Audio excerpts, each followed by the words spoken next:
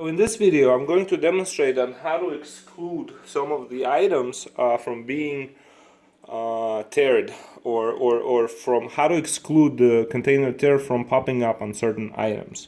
So as we showed you that the unit of measures that we're working with are defined here, and they are pound, ounce, kilogram, and gram. And these are not random, these are exact match of what the scale is capable of doing.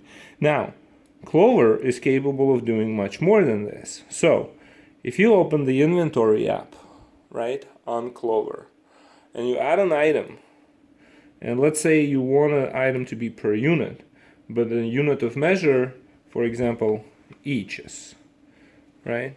So, an each is a unit of measure that doesn't need to be weighed. It has price per unit, like so, right? And there it is. And let's give it a name. So let's call this a muffin, right? So muffin sold per eaches, and now when you open register, delete everything. So let's find our muffin. There it is. Right. So it's going to ask you how many of these items you'd like. So let's say 15. Right, so container tear does not trigger, as you can see.